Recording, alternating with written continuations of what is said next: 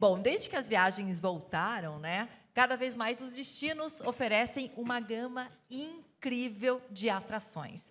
Mas o que fazer quando se escolhe lá um destino novo? Como é que a gente faz para organizar essa viagem de uma forma efetiva, sem deixar passar nada de legal? Não é à toa que é ele que está aqui, ó, apresentando comigo, quem entende tudo do assunto, né, Coutinho? Tudo bem, Paula? Olha, Paula, nas minhas viagens, eu acho que esse é justamente um dos maiores desafios, né? Depois de escolher o destino, escolher o que fazer nessa viagem, né? Para você não perder nada, ou pelo menos para não deixar de conhecer o básico, o principal. Já pensou você não passar pela principal atração, de repente deixar passar? Não, não pode, né? É muito importante a gente se organizar direitinho e ter quem nos ajude a organizar tudo direitinho. A retomada das viagens aí no pós-pandemia, todo mundo querendo sair de casa e viajar por aí, é claro que trouxe também novos desafios, inclusive na hospitalidade. Esse é o nosso assunto de agora. E para entender, então, que desafios são esses, como eles estão sendo trabalhados, a gente vai chamar os nossos convidados desse primeiro painel. A gente vai receber por aqui, com muito prazer, a Daniela Pereira, que é gerente-geral da Stay Bridge São Paulo.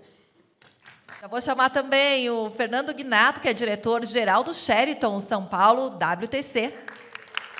Chamamos também ao palco Johannes Baia, que é gerente-geral do Intercontinental São Paulo. E a Milena Freire, que é diretora de vendas do Tivoli. Sejam todos muito bem-vindos a esse nosso primeiro painel. Vou começar com a Daniela, já que nesse fórum o nosso tema principal é hospitalidade. Quais são os maiores desafios? E falo isso também porque a gente tem o público tradicional, um público novo e muitas vezes também novidades que vêm com esse público novo, né?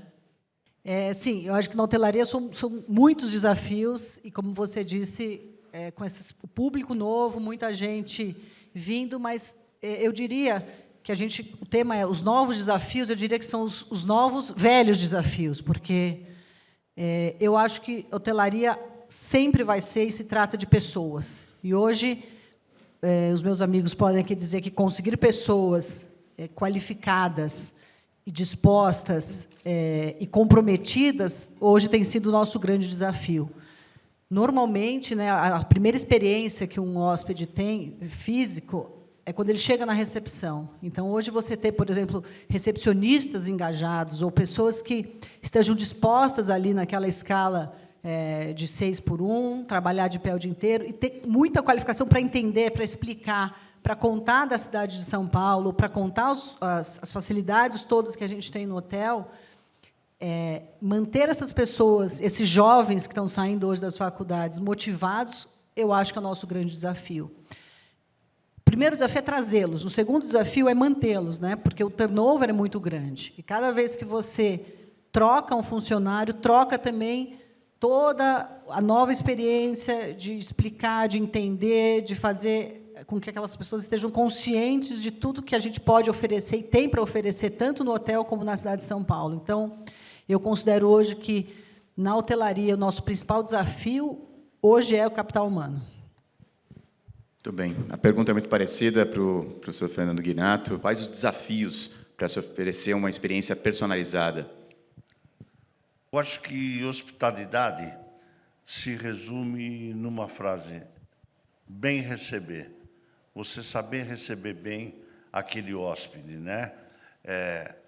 Você dá importância à presença dele no teu hotel. Concordo com a Daniela quando ela fala que o nosso maior desafio é material humano, né? Principalmente depois da pandemia, com a retomada, que veio num ritmo muito acelerado, e nós ainda estamos nos adaptando a essa nova realidade, mas você ter uma equipe que sorri já é meio caminho andado, né? Outra, você tem, às vezes, detalhes, um hóspede frequente, um hóspede que a gente chama de habitué. Quando ele chega para o café da manhã, você perguntar para ele: o senhor quer aquela geleia de sempre? faz toda a diferença, né? Esse tipo de detalhe mostra que você está dando importância à presença dele. E você ter também hoje a cidade de São Paulo, ela é caracterizada por um turismo de negócios, sem dúvida. Mas esse ano em especial, ela teve uma transformação. Ela é um turismo também de eventos musicais e artísticos. Quer dizer, nós todos aqui que estamos na hotelaria, nós sabemos que o mês de maior ocupação em São Paulo esse ano foi o mês de março, porque nós tivemos 2 eventos musicais muito importantes, né? O Coldplay e depois o Lollapalooza. Então, o serviço também de concierge, onde você pode dar opções de lazer, mesmo para aquele turista que veio para um turismo de negócio, acaba sendo muito importante. Até porque São Paulo é caracterizado como uma cidade de gastronomia muito forte também. Então, você ter condição de orientar esse turista e transformar a estadia dele no mais agradável possível, isso, sem dúvida, cria um diferencial. Agora, Johannes, como a gente está falando, são vários perfis, né, que vêm para São Paulo com eventos corporativos ou eventos de entretenimento. Como é que vocês estão se adaptando às mudanças nas preferências e também nas diferenças desses hóspedes, nessas necessidades? Como tem uma diversidade em São Paulo que atrai uma nova diversidade para a cidade. E para se adaptar a essa mudança, eu digo, você tem que treinar a tua escuta ativa. Para ter o cliente, mas também para ter o colaborador. O colaborador hoje também tem uma diversidade como outras demandas. E se você quer, como a Daniela falou, ter um colaborador engajado, você tem que também escutar ele e ter um nível de confiança que ele também te relata a demanda do teu cliente. A gente fala muito nas demandas de antecipação, as demandas positivas, mas às vezes você tem que também lidar com dificuldades ou com erros. E se tua equipe não está preparada e a confiança para te relatar o que está funcionando ou não, isso é um ponto. O outro ponto, quando a gente fala de escutar o cliente, hoje você tem vários meios, seja a tua pesquisa de qualidade, as meios eletrônicos, mídias sociais, Google, Facebook, Instagram. É muito importante o corpo a corpo. Eu, como gerente geral, no café da manhã com meus hóspedes, no lobby do hotel, é a maior fonte para eu pegar mais informação sobre a demanda, como atender melhor.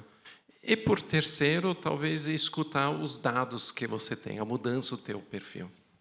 Antigamente, era um grande diferencial para o teu público japonês oferecer um café da manhã adaptado à necessidade do público japonês. Hoje isso já mudou. O público asiático já é muito mais diversificado. Você tem um público mais forte chinês chegando do Taiwan.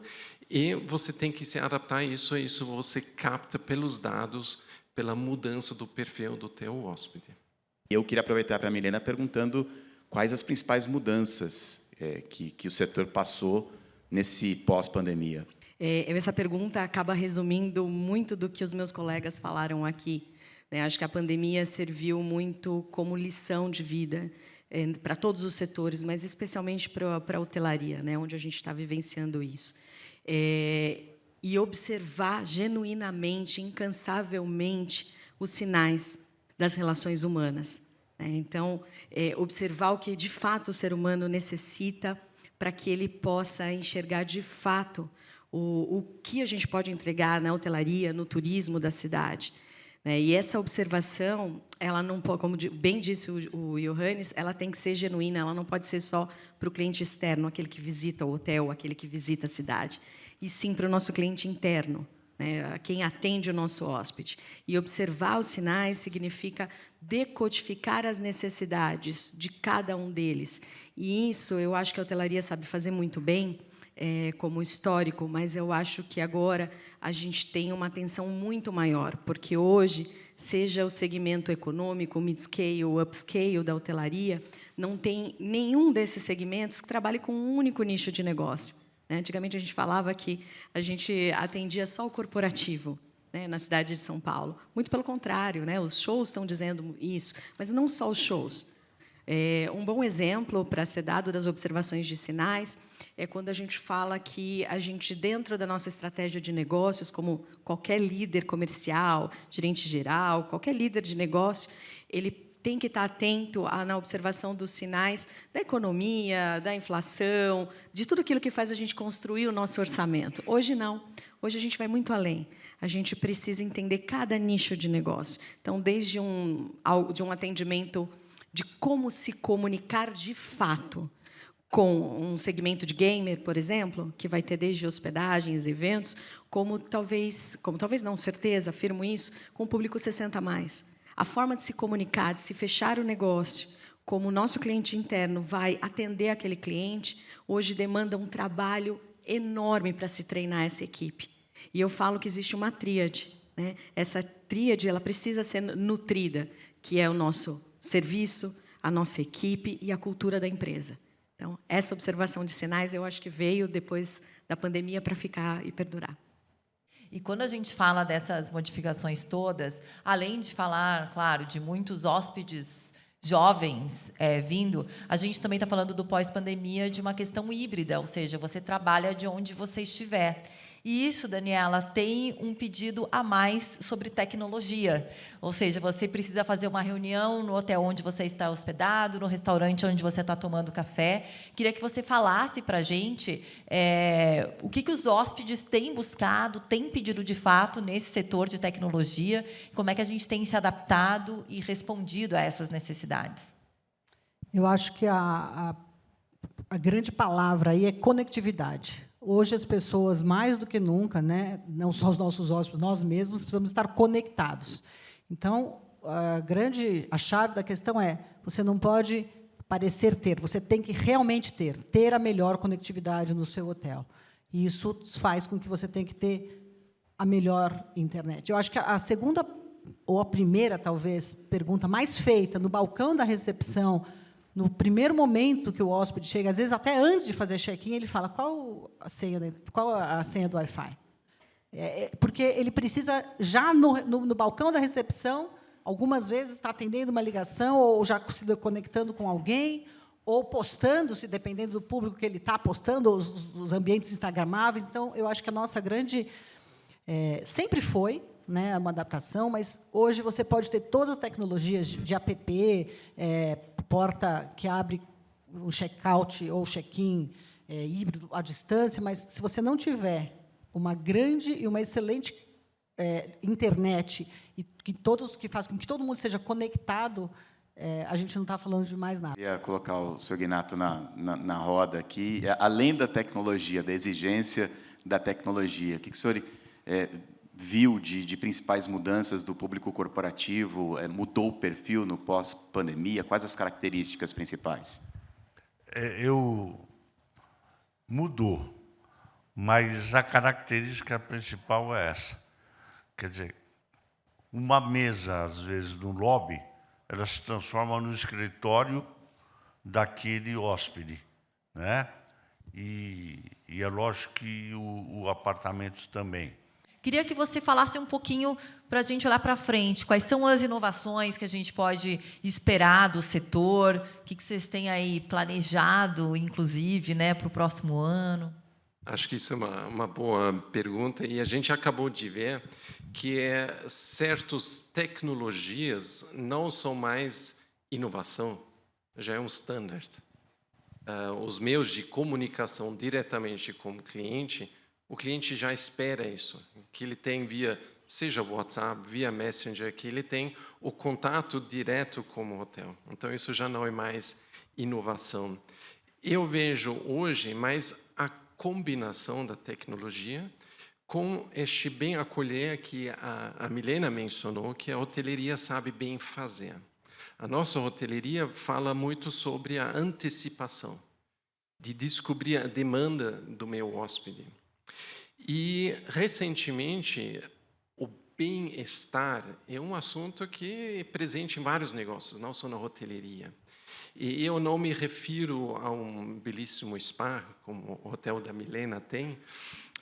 Eu falo, a gente faz todo um esforço, ou seja, o nosso fórum aqui, São Paulo, atrai uma grande quantidade de pessoas internacionais. Você tem uma equipe de vendas, você tem um excelente gerente geral, mas o teu hóspede vem, se ele vem da Europa, bem provável que ele vai sofrer de um jet lag. Aí ele tem tudo, aquele hotel, aquela tomada, tem a internet, mas 4 horas da manhã ele olha no teto do teu quarto e ele não tem essa experiência que ele poderia ter. Então, da nossa empresa, a pergunta foi como é que eu posso melhorar este jet lag do meu hóspede? Se você pergunta isso para um CEO que ainda continua viajando o mundo inteiro, ele já tem todas as manhas. E hoje existem aplicativos que te dão toda a informação. Após de um questionário, você preenche que horas é teu voo, que horas você tem que dormir antes, depois, que horas você toma café. Mas um viajante, um hóspede, que talvez é a primeira viagem. Então, que tal você apresentando para este hóspede já o acesso gratuito para este aplicativo para melhorar essa viagem dele, para ele não sofrer tanto como jet lag. E o negócio do jet lag é o seguinte, de duas uma, ou você sofre no teu destino, ou você sofre quando você volta. E falando deste aplicativo, são pesquisas de pessoas da NASA, é feito por astronautas, para quando você é exposto à luz, etc. Ele também te fala que horas você deveria dormir. E se você tem essa informação, você consegue preparar o check-out do teu cliente. A pergunta, de novo, é em cima disso. Porque até o conceito de luxo está mudando, né? Ainda bem, né? Não é só material. Né? E acho que o hóspede ele espera muito a personalização, um tratamento mais personalizado. Em que sentido que você vê esse futuro e o que vocês imaginam daqui por diante de novidade? Quando a gente olha para frente, quando a gente olha não só para o público de luxo, que acaba sendo mais exigente, a personalização vai cada vez mais para a simplicidade, ao meu ver. Então, quando você consegue trazer as necessidades principais desse cliente, que ele tem na casa dele, especialmente o de luxo, que tem, né, muitas regalias, nem sempre é tão fácil trazer isso para dentro do hotel. Mas eu falo que o que vem pela frente é muito o turismo da saúde. Mas eu falo que o turismo de saúde ele é o que vai acontecer de mais forte daqui para frente. A pandemia, infelizmente, tornou a gente talvez menos saudável ou com muitas preocupações dos quais a gente vai precisar cuidar.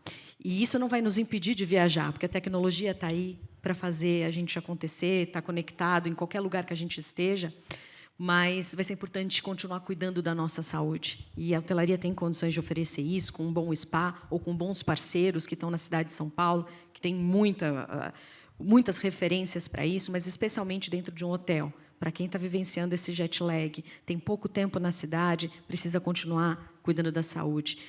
A gente vai ver muito a questão da soroterapia sendo colocada para os viajantes para recuperar esse jet lag.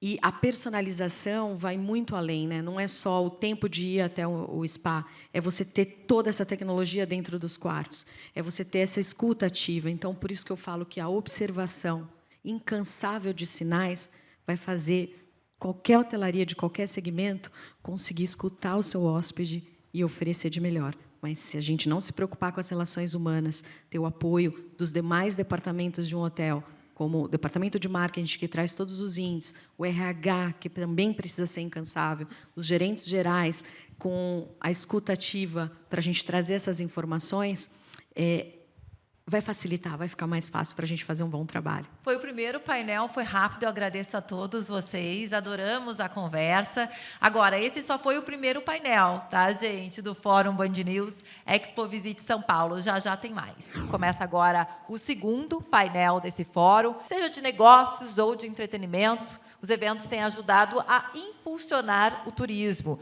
não só, mas principalmente no estado de São Paulo. Isso mesmo, Paula. Inclusive, segundo um estudo realizado pelo São Paulo Convention and Visitor Bureau, o estado de São Paulo recebeu, de janeiro a novembro deste ano de 2023, quase 1.800 eventos, uma alta de pouco mais de 117% em relação ao mesmo período do ano passado. Números que impressionam, né, Coutinho? Tanto medo que a gente teve aí durante a pandemia, coisa boa. Agora, quais são as expectativas, né, para falar de todos esses dados e como o setor de eventos tem movimentado o estado de São Paulo? Vou começar chamando os nossos convidados, então, desse painel. Começo com Alan Baldassi, presidente e CEO no Wet n Wild. Chamo aqui ao palco também Ana Luísa Sintra, diretora do Centro de Convenções Rebouças. Maurício Duval, CEO da Fiera Milano Brasil. E chamamos também Rafael Cecere, cofundador e CEO do Grupo R1. Sejam todos muito bem-vindos ao Fórum Band News Expo Visite São Paulo. Este é o painel Eventos. Bom, a gente vai começar aqui as nossas discussões com uma pergunta para a senhora, Ana. Os eventos corporativos, eles são realmente a grande estrela do turismo paulista e paulistano? Os eventos corporativos são aqueles que mais buscam ter o maior comprometimento com a marca, enfim, e mostrar a sua marca e a imagem, e a sua imagem. E isso que traz esse grande protagonismo para os eventos corporativos. Mas eu não posso esquecer dos eventos médicos também, dos eventos associativos, né, que também têm um grande protagonismo no estado de São Paulo, no Brasil, né? Nós temos um grande número de eventos médicos e eles acabam também sendo grandes protagonistas. Mas, com certeza, os corporativos aparecem muito mais, porque na área de corporativos está muito mais envolvido os entretenimentos, também os eventos. A maioria dos eventos acabam entrando nesse meio mais corporativo. Já os eventos de associação, de entidades, já são um pouquinho diferentes, né? Tem um protagonismo diferente. Então, eu acho que hoje nós temos um grande desafio, né, dentro dessa parte de conexão, de mostrar os eventos, de trazer toda essa imagem do que os eventos estão tendo essa dificuldade, às vezes, de mostrar, que eu acho que é super importante. A gente tem tido eventos grandes em São Paulo, no Brasil, e que tem nos mostrado outras dificuldades e que nós temos aprendido e trabalhado muito bem. Então, eu acho que isso faz parte dos desafios, das estrelas todas, né, que nós temos hoje dentro da área de eventos. Mas você acha que realmente os eventos corporativos eles são protagonistas? E queria saber também se você tem dados para nos falar, se esses eventos cresceram muito, se teve aumento ao longo de 2023. Eu diria que a grande estrela são os eventos de negócios em geral, né? E a gente pega eventos de negócios, a gente categoriza em eventos corporativos, convenções, eventos associativos, né, os congressos técnicos científicos e feiras de negócios.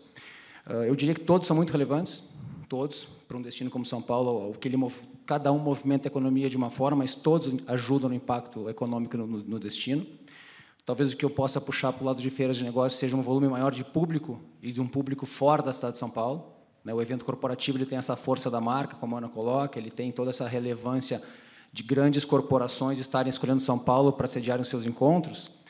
mas a feira de negócio ela atrai público de fora do Brasil e de outros estados brasileiros. Então, traz um dinheiro de fora do estado de São Paulo para dentro da cidade, para ser consumido aqui, em hotelaria, em alimentação, em comércio, né, em passeios pré, pós-evento. Então, eu acho que a grande estrela seria talvez a soma de todos eles, né? A gente vê o quanto os eventos de negócios impactam positivamente no destino. E eu tenho uma frase, houve uma citação muitos anos atrás de um destino muito forte, que era Estocolmo, na Suécia, onde eles falavam que uma cidade boa para receber eventos é uma cidade boa para se morar. Então, a gente vê o quanto, daqui a um pouco, São Paulo é impactada pela demanda de eventos, o quanto ela vai se preparar cada vez mais para acolher o seu público que vem de fora, mas também quem vive aqui, né? Em vários aspectos, né? Segurança, opções de alternativas de produtos, enfim, para os mais variados tipos de bolsos e perfis. E eu vejo São Paulo cada vez mais se solidificando, se consolidando como grande hub no Brasil, sem dúvida, eu diria talvez na América Latina, como sede de grandes eventos. E nós temos, por característica, por vocação econômica da cidade, São Paulo ser a matriz de grandes corporações, né, América do Sul, América Latina, então isso facilita e atrai grandes eventos corporativos. No ponto de vista associativo, médico, nós temos grandes nomes e muita relevância no âmbito médico, então isso faz com que a gente atraia congressos médicos, não só para São Paulo, mas para o Brasil, né, congressos internacionais. No painel anterior, eu peguei um pedaço, a gente falava do turismo de saúde, né? Então isso realmente está muito em alta. E destinos que se posicionam nesse contexto de turismo de saúde têm muito a ganhar também, porque os eventos associativos, congressos, eles da fatia, do perfil da média de investimento econômico, talvez o congresso médico seja o que mais tem um ticket mais alto por participante, né? Um profissional de alto gabarito da sua instituição, um pesquisador, um cientista, uma pessoa que vem para um congresso, muitas vezes traz a família junto, muitas vezes chega um dia antes ou fica um fim de semana depois, consumo médio de gasto per capita por dia maior. Feiras é volume, né? Feiras eu diria que é o volume. Nós, da Feira Milano no Brasil, temos algumas feiras, principalmente na área de segurança eletrônica, saúde e segurança do trabalho, onde nós somos líderes de mercado, e são feiras que durante 3 dias atraem em torno de 48, 50 mil pessoas na cidade de São Paulo. E a gente tem um parâmetro de que em torno de pelo menos 30% desse público não é natural daqui, da cidade de São Paulo. Então, isso demonstra o quanto isso movimenta companhias aéreas, hotelaria, táxis, restaurantes, shoppings. Então, de uma forma geral, eu diria que a pandemia nos trouxe esse olhar, assim, no primeiro momento, a fragilidade vai acabar, o nosso setor, o que vai ser da gente. Mas eu acho que até você que colocou, Paulo, depois, eu acho que veio mais forte ainda, porque a gente ficou claro para todos nós a importância, a relevância do face-to-face, do encontro presencial, do olho no olho, do aperto de mãos. Ninguém aguentava mais live, Zoom e tela, né? Então, a gente voltou mais forte, realmente. As feiras são tão grandiosas aqui em São Paulo, às vezes a gente acha que é setorizada, mas não é setorizada, né? Vão pessoas que têm interesse, que gostam como hobby, estou pensando nas que têm os barcos, enfim, mas tantas outras que tem. E vêm pessoas do mundo e do Brasil inteiro, porque às vezes ou você vê essa feira aqui em São Paulo, ou você não vê essa feira, né? Acaba se tornando a única opção mesmo. E independentemente de quem seja a grande estrela, né, do setor de eventos corporativos, ela demanda toda uma cadeia produtiva de serviços, e é justamente essa pergunta que eu vou fazer para o Rafael. Imagino como é que estão as coisas nesse ano, e o que você pode compartilhar nesse sentido de toda essa cadeia de montagem de evento, etc. e tal, alimentos e bebidas. E eu acho que a oportunidade no setor de eventos ela é enorme, tanto para quem quer ingressar, quanto para quem já estava, né? O que a gente tem notado realmente é uma oportunidade imensa. A barreira de entrada é relativamente pequena, porque você precisa muito mais de disponibilidade e força de vontade do que realmente uma técnica muito apurada. Eu acho que o setor de serviço, como bem colocado no painel anterior, a questão da hospitalidade, dessas questões, ela passa pelo crivo da vontade de fazer, né, e de servir. Então, acho que o setor como um todo tem uma oportunidade grande, tem um desafio imenso nesse sentido, para que a gente não faça errado, né? Então, acho que a observância, nesse sentido, é uma oportunidade muito grande. A gente está vivendo um momento diferente no mercado, mas a gente também precisa ficar atento aí a questões importantes. Eu acho que, para o ano que vem, a gente já experimentou algo esse ano dos grandes eventos. Algumas coisas deram muito certas, algumas coisas precisam melhorar. A cidade de São Paulo, acho que tem um potencial incrível, sim, para receber grandes eventos. E eu acho que é isso que vai acontecer. Concordo com o Maurício, eu acho que São Paulo definitivamente vira o grande hub central. Aqui é onde as coisas acontecem. A nossa infraestrutura está melhorando cada vez mais. Os empresários estão investindo cada vez mais em produtos para que recebam grandes eventos. Então, acho que a dica aí para quem quiser embarcar, eventos é uma grande oportunidade e movimenta muito, né? É uma cadeia que emprega muito e precisa ser olhada aí com bastante carinho, não só pelos empresários, mas pelos governos que estão aí. Eu acho que a cidade precisa disso, os empresários precisam disso e as pessoas também. O turismo por eventos, seja ele corporativo ou de entretenimento, acaba ajudando vários setores da economia. E também, pensando nisso, vou perguntar para o Alan, tem a criação dos distritos turísticos, né? De que forma você acha que vai ajudar a fomentar ainda mais a economia dessas regiões? Os distritos turísticos estão chegando no Brasil e, realmente, São Paulo, o estado, foi o primeiro estado a decidir por lei e por decreto, quer dizer, é uma instituição totalmente legalizada, que foi uma iniciativa do governo do estado. É o primeiro lugar do Brasil onde estamos implantando, de fato, os distritos turísticos.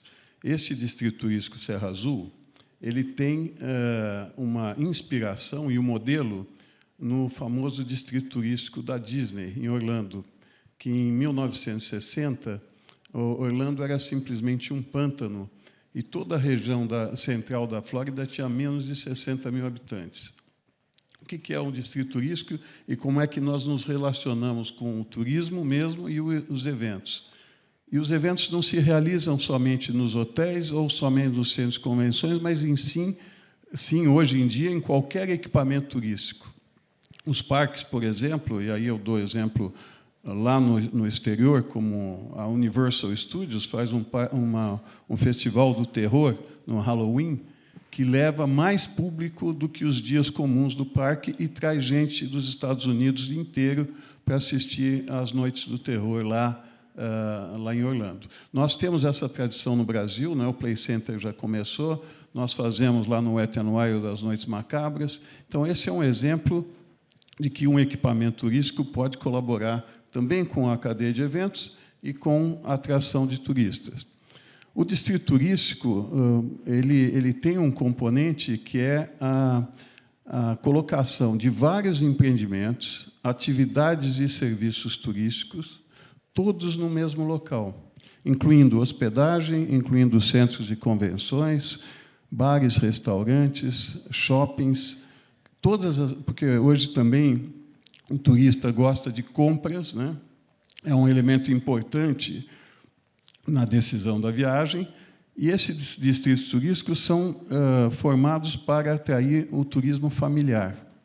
Então, aí nós temos o componente dos parques temáticos, os parques aquáticos, áreas de shows, entretenimento, teatros, esporte, cultura. Ou seja, todas as manifestações humanas que se voltam ao turismo, como a gastronomia, por exemplo, estão presentes num distrito turístico de forma organizada.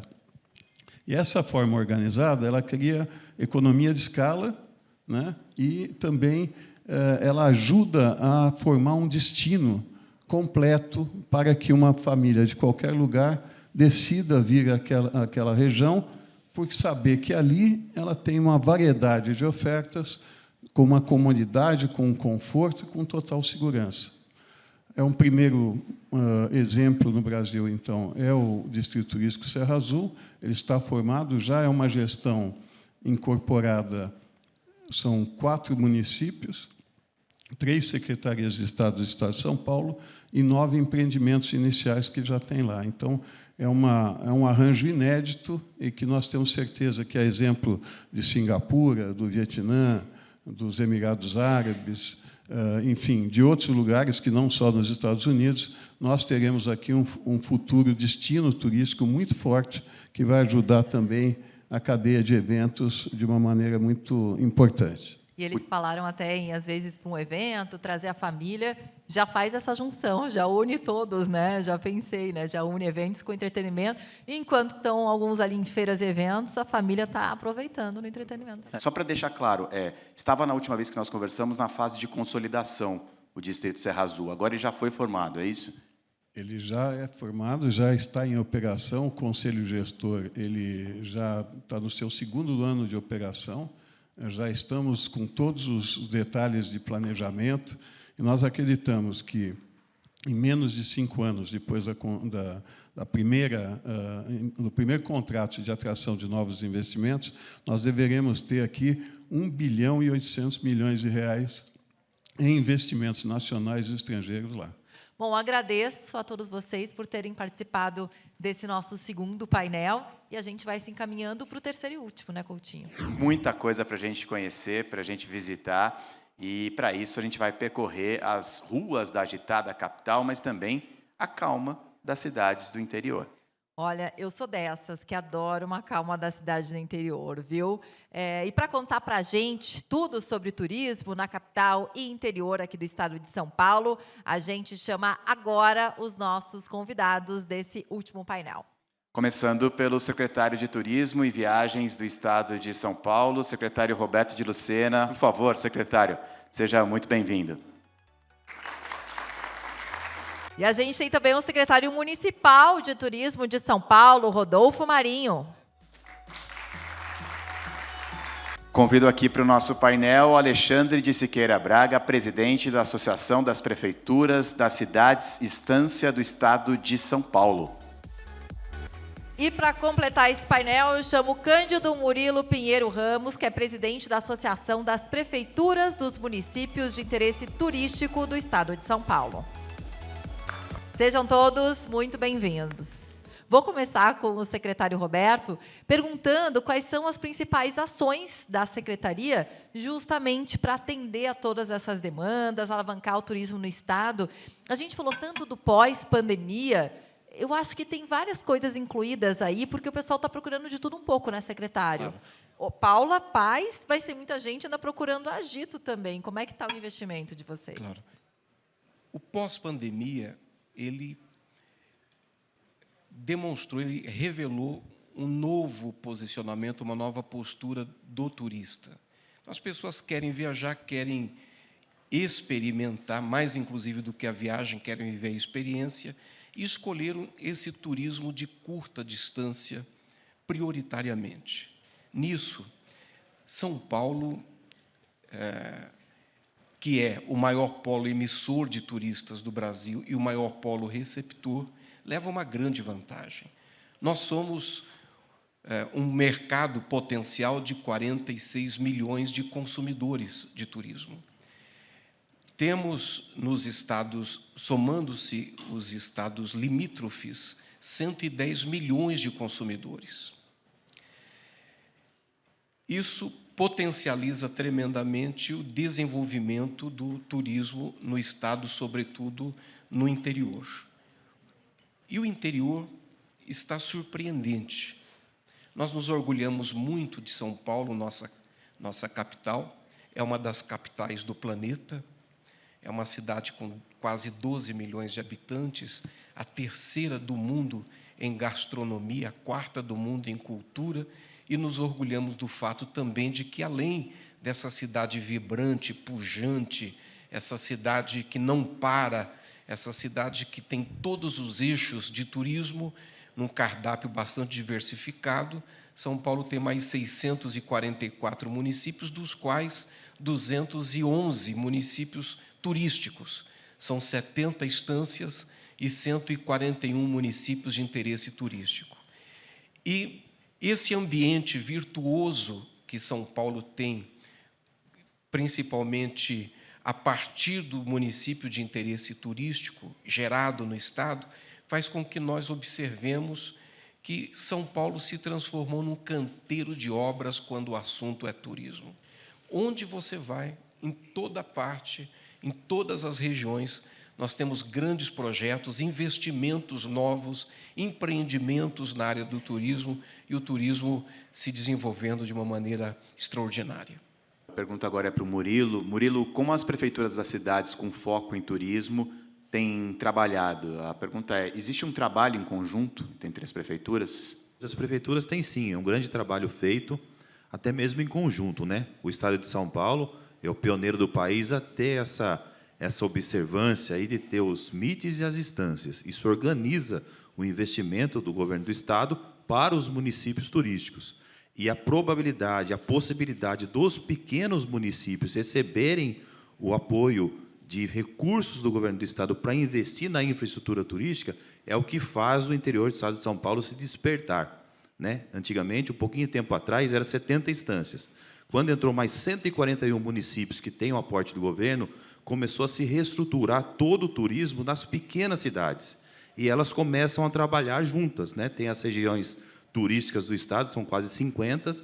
Isso tem dialogado mensalmente essas regiões onde envolve os gestores turísticos e também a Amitesp, que faz também a Amitesp, que é a Associação dos Municípios de Interesse Turístico, essa junção, ou seja, representar os municípios pequenos em conjunto perante ao governo do Estado. E quando o governo do Estado aporta o recurso aos pequenos municípios, dá oportunidade aos municípios de se desenvolverem. Eu sempre falo o seguinte, que o turismo é o recurso mais limpo que tem, porque a gente recebe o turista usa a nossa infraestrutura turística, deixa o dinheiro no pequeno município, na cidade, e ele volta para a sua cidade de origem, que é lá que ele gera a despesa dele, de escola, de educação, de transporte. E o dinheiro que ele deixou no pequeno município, no turismo, é onde a prefeitura arrecada mais os impostos, e daí ela pode investir também em saúde, educação, ou seja, o turismo é fundamental, é o melhor jeito da pequena cidade ter sua receita elevada e ter a possibilidade de investir em todos os setores do município. Então, o trabalho em conjunto é muito fundamental no momento que se fala de turismo. Deixa eu aproveitar rapidamente uma segunda pergunta e emendar.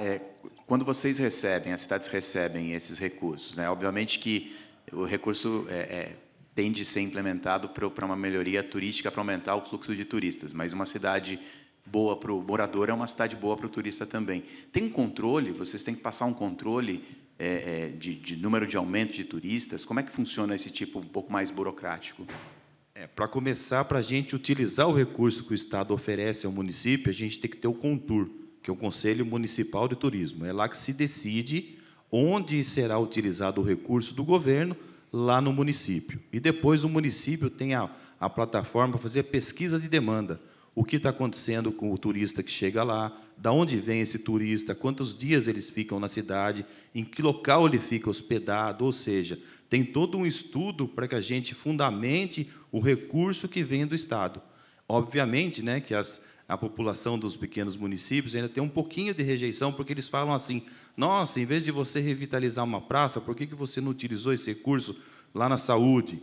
Então, a gente passa um pouquinho por esse, vamos dizer assim, por essa suspeita, né? E como você começou a sua pergunta, o dinheiro que vem para o turismo, que vem do Estado, a gente só pode utilizar exclusivamente para o turismo.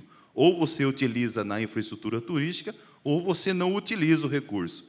Então, com certeza, a população agora dos pequenos municípios, que depois que esse secretário que criou a lei em 2015, que deu oportunidade para o Estado e para os municípios terem o título de MIT, porque foi o Roberto de Lucena que criou em 2015, quando era secretário do governo lá naquela época. Hoje, deu essa oportunidade aos pequenos municípios incrementarem a receita, incrementarem o que pode ser gasto no ano seguinte, no seu orçamento, no turismo. Então, hoje, as pessoas começaram a entender que o turismo é muito importante porque gera emprego para ela. Quanto mais gente na cidade, mais gente o comércio tem que colocar para trabalhar, mais camareira, mais garçom, mais atendente, recepcionista. Então, o turismo é uma coisa tão boa que só traz benefícios além do lazer, do entretenimento. Não, e quanto mais gente vai conhecendo, às vezes no sistema híbrido também, mais pessoas acabam escolhendo essas cidades que, a princípio, eram turísticas para elas, para ser as cidades para se viver hoje ou algum dia, né? Alexandre, eu quero falar com você sobre a Cidade Estância, né? É um projeto muito bem organizado já, e queria saber o que vocês têm feito para atrair mais turistas agora ao longo de 2023 e o que tem de projeto também pensando daqui para frente. Bom, o turismo é a nossa vocação, né? As estâncias, muitas delas usam o turismo é a única fonte de renda dessas estâncias, muitas delas. E a gente vem principalmente, né, primeiramente, investindo na infraestrutura desses municípios, através da parceria com o governo do Estado. Essa lei que foi criada lá atrás, onde criou o DADTUR, né, o Departamento de Desenvolvimento dessas estâncias, onde todo ano o governo do Estado de São Paulo libera mais ou menos 500 milhões de reais. 80% desse recurso é utilizado nas estâncias, para melhorar a infraestrutura, dando mais segurança, dando mais cara nas estâncias mesmo, né, para que a gente possa receber os turistas. E a gente vem desenvolvendo isso juntamente com o governo dos estados, e a Aprecesp, ela vem pensando e trabalhando muito as pessoas. A gente capacita muito tanto as equipes do poder das prefeituras, quanto também dos conselhos municipais. Então, a gente vem buscando esse enlace para que a gente busque aí, capacitar de forma adequada as estâncias para receber melhor esses turistas. Isso é muito importante. Mas a gente vem buscando, né, essas parcerias. Além disso, a Aprecesp também participa de vários eventos, várias feiras nacionais, levando material de divulgação dessas estâncias para que a gente possa atrair a cada dia mais turistas, né, fazendo com que esse recurso que o Murilo falou, que é tão importante, né, um recurso limpo, seja utilizado para aumentar o ticket médio das prefeituras, melhorar o orçamento das prefeituras e fazer com que a prefeitura desenvolva realmente com esse recurso que é tão importante. Agora, vocês conseguem ter alguma ideia independente assim desses recursos, do quanto o turismo está crescendo? Como é que vocês fazem? Isso, a gente faz essa menção, a gente analisa, né, coleta esses dados, a própria Secretaria de Turismo tem essa ferramenta para que a gente vai vendo o fluxo turístico, né, e o quanto isso é importante para os municípios, né? Quanto mais turismo, mais recursos esses que a gente pode utilizar na infraestrutura mesmo do município, melhorando a educação, melhorando a própria saúde. Então, a gente consegue mensurar através do fluxo turístico que passam por esses municípios. São Paulo, a gente vem falando aqui, e eu tenho acompanhado vários rankings de metabuscadores e de agências de viagens, de operadoras. São Paulo está sempre encabeçando os rankings, seja de feriado, de final de ano, e, obviamente, a cidade ainda tem um caráter muito corporativo, né? É um lugar gigantesco na América Latina, um dos lugares mais buscados para o turismo corporativo. Como é que a Secretaria faz para dividir um pouquinho dos recursos, das atenções entre o turismo corporativo e o turismo a lazer? Você sabe, Coutinho, que uma cidade desse tamanho você não faz nada sozinho, né? É impossível fazer alguma coisa sozinho. Eu tenho um parceiro muito bom, muito grande, muito competente, que é a SP Tours. Lá na SP Tours nós temos uma organização de turismo que poucas vezes eu vi no mundo. Então, o Observatório de Turismo, que serve de base tanto para mim quanto para o Luciano, em alguns casos também, né, secretário? Claro. Ele nos ajuda muito no dia a dia. São Paulo já tem essa vocação para o turismo de negócios já há muito tempo. Mas o Observatório começou a identificar algumas propostas que a gente deixava de avaliar alguns anos atrás, principalmente antes da pandemia. Uma prova delas é o DETAL, que aconteceu esse ano aqui em São Paulo. Nós tivemos 500 mil pessoas em 5 dias de evento. Antes da pandemia, dificilmente a gente avaliaria um evento dessa magnitude no Autódromo de Interlagos. Mas o observatório fez a gente enxergar que a cidade podia um pouquinho mais. E ainda pode bastante. Então, listando alguns eventos aqui, como Lollapalooza, como Detal, são eventos de entretenimento, como a Fórmula 1, que esse ano foi um sucesso absoluto, a cidade começou a ter um DNA diferente do turismo só de negócio. E aí passamos também a explorar muito o turismo de entretenimento, que a gente puxa as 3 alavancas do turismo, que a gente discute isso muito na prefeitura, que são desenvolvimento econômico, que a gente fala muito do turismo de negócio, cultura e esporte. Eu acho que o turismo trabalha em cima dessas 3 alavancas, inevitavelmente. Então, os eventos de entretenimento, a gente consegue ativar esse lado cultural muito apurado. Os eventos esportivos, por exemplo, concentrando alguns eventos, por exemplo, de fora, que a gente traz para a cidade. Há pouco tempo tivemos o UFC aqui de novo. Você começa a ter a cidade num exponencial diferente. Então, o turismo ele muda um pouco a sua identidade quando você aciona essas 3 alavancas. Agora, no ponto de vista de gastronomia, eu estive em Nova York agora há poucos dias. A gastronomia é muito legal de Nova York, mas não se compara à nossa, não. São Paulo é diferente de tudo, não é? A gente, como Luciana mesmo disse há pouco tempo, a gente é a 3ª no mundo em gastronomia, a 4ª em cultura, mas eu fui no Rio de Janeiro há 40, 50 dias atrás receber um prêmio que a gente disputou com alguns países e com algumas capitais de alguns países e ficamos na final com a Itália, num voto popular, e São Paulo ganhou como a primeira cidade do mundo no voto popular, um prêmio da revista Abril. Então, do Grupo Abril. Então, o que São Paulo tem nesse contexto todo? Esse olhar não só do corporativo, mas também de fomentar. O corporativo vem com a gastronomia, e aí agora a gente começa a ter muito evento cultural, muito evento esportivo. Só para vocês terem ideia, o Autódromo de Interlagos só tinha automobilismo lá há 5, 6 anos atrás, a não ser o Lollapalooza, que é um evento que já está consolidado. No ano de 2023, nós vamos fechar com 120 mil empregos gerados só dentro do Autódromo de Interlagos, com os eventos que aconteceram lá durante o ano.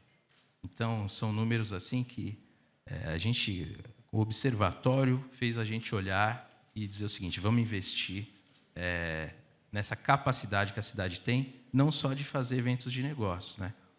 Só para concluir, a gente está trazendo agora para 2024, a cidade de São Paulo é a única no mundo que tem os 3 eventos consolidados pela FIA. Então, nós vamos ter Fórmula 1, nós vamos ter Fórmula E, vai acontecer no AMB, e nós vamos ter a WEC, também no meio do ano. Nenhuma cidade do mundo tem 3 eventos de automobilismo com a chancela da FIA.